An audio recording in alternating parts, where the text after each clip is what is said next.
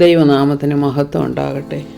National apostolic മീഡിയയുടെ വചനധ്യാനത്തിലേക്ക് ക്രിസ്തുവേശുവിൻ്റെ ധന്യനാമത്തിൽ ഏവർക്കും സ്നേഹവന്ദനം. ഇന്നത്തെ നമ്മുടെ അല്പസമയത്തെ ചിന്തയ്ക്കായിട്ട് എടുത്തിരിക്കുന്ന വേദഭാഗം 1 കൊരിന്ത്യർ 5-ാം അധ്യായത്തിൻ്റെ 7-8 വാക്യങ്ങളാണ്. നിങ്ങൾ പുളിപ്പില്ലാത്തവരായിരിക്കാൻ തക്കവണ്ണം പുതിയ പിണ്ഡമാകേണ്ടതിന് പഴയ പുളിമാവിനെ നീക്കിക്കളവീൻ. നമ്മുടെ പെസഹ കുഞ്ഞാട് മറുക്കപ്പെട്ടിരിക്കുന്നു, ക്രിസ്തു തന്നെ. ആകയാൽ നാം പഴയ പുളിമാവ് കൊണ്ടല്ല, തിന്മയും ദുഷ്ടതയുമായ പുളിമാവ് കൊണ്ടുമല്ല, സ്വച്ഛതയും സത്യവുമായ പുളിപ്പില്ലായ്മ കൊണ്ട് തന്നെ ഉത്സവം ആചരിക്കണം. ഇവിടെ പറയുന്നത് 1 കൊരിന്ത്യർ 5-ാം അധ്യായത്തിൽ സഭയിൽ ചില പാപങ്ങൾ ചെയ്യുന്നവർ, പ്രത്യേകമായി ദുർനടപ്പ് ആചരിക്കുന്നവർ ചിലരുണ്ട്. പ്രത്യേകമായി ഒരു വ്യക്തിയെ ചൂണ്ടിക്കാട്ടിയിട്ട് ആ വ്യക്തിയെ സഭയിൽ നിന്നും ഒഴിവാക്കണം എന്നുള്ള കാര്യം പറയുകയാണ്. എന്തുകൊണ്ടാണ് പൗലോസ് അപ്പോസ്തലൻ അങ്ങനെ പറയുന്നതെന്ന് വെച്ചാൽ, പുളിപ്പ് അല്പം മതി, ബാക്കി മുഴുവൻ പിണ്ടത്തെയും അത് പുളിപ്പുള്ളതാക്കി തീർക്കും. അപ്പോൾ ഇവിടെ പുളിപ്പെന്ന് പറഞ്ഞാൽ എന്താണ്? അശുദ്ധി അല്ലെങ്കിൽ ദുഷ്ടത. അപ്പോൾ ഈ ദുഷ്ടതയും അശുദ്ധിയും നമ്മൾ സഭയിൽ അനുവദിക്കുകയാണെങ്കിൽ, അറിഞ്ഞുകൊണ്ട് തന്നെ അനുവദിക്കുകയാണെങ്കിൽ, അത് മറ്റുള്ളവർക്കും അതൊരു എങ്ങനെ പാപം ചെയ്യാനായിട്ടുള്ള ഒരു പ്രവണതയുണ്ടാക്കും.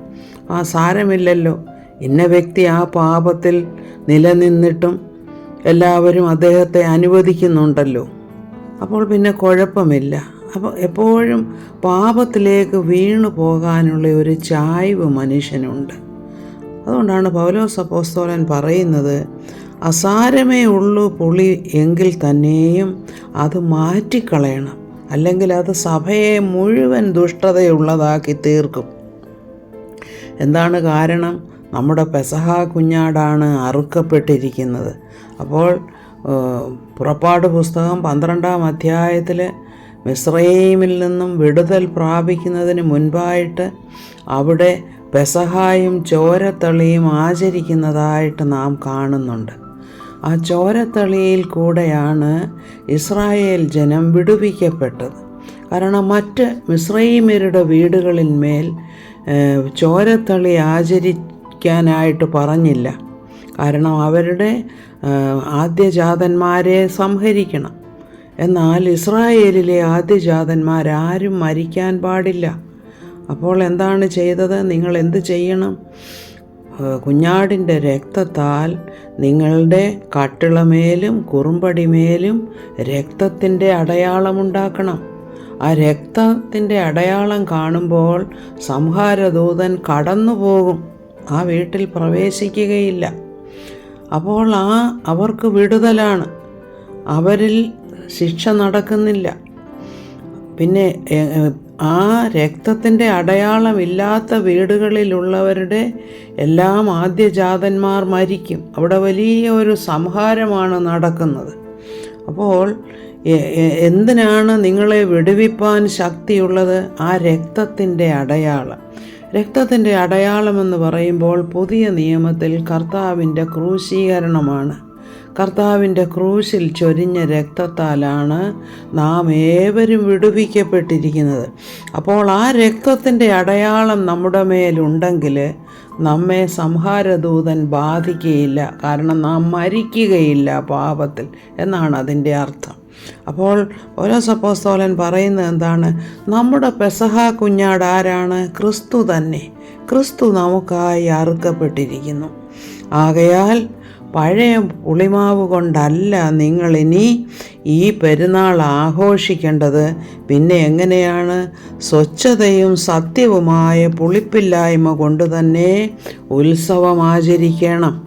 അപ്പോൾ പൗലോസ് അപ്പോസ്തലൻ പുതിയതായിട്ടൊരു ഉത്സവമാണോ ക്രിസ്ത്യാനികൾക്ക് അല്ലെങ്കിൽ ക്രിസ്തുവിൽ വിശ്വസിക്കുന്നവർക്ക് നൽകുന്നത്? അല്ല.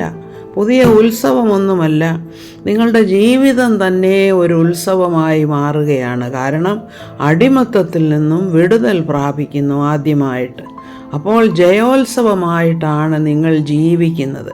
ആ ജയത്തിൻ്റെ ഉത്സവം കൊണ്ടാടുന്ന നിങ്ങളിൽ പുളിപ്പുണ്ടാകാൻ പാടില്ല.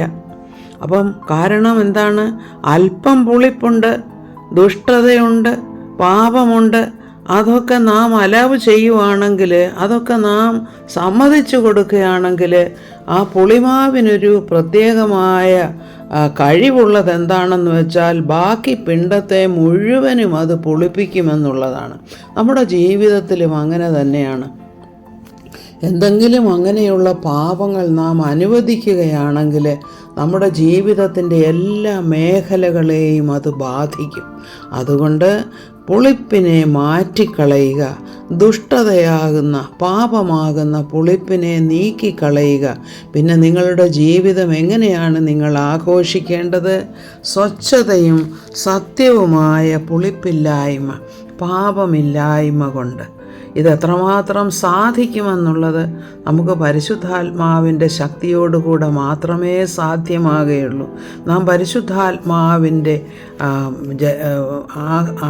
ആദേശങ്ങൾക്ക് അല്ലെങ്കിൽ ഉപദേശങ്ങൾക്ക് വിധേയപ്പെട്ടാൽ നമുക്ക് പുളിപ്പില്ലാതെ ജീവിക്കാൻ സാധിക്കും. അസാരം പുളി വന്നാൽ തന്നെയും അതിനെ പെട്ടെന്ന് തന്നെ നീക്കിക്കളയാനായിട്ടും ദൈവം കൃപ ചെയ്യും.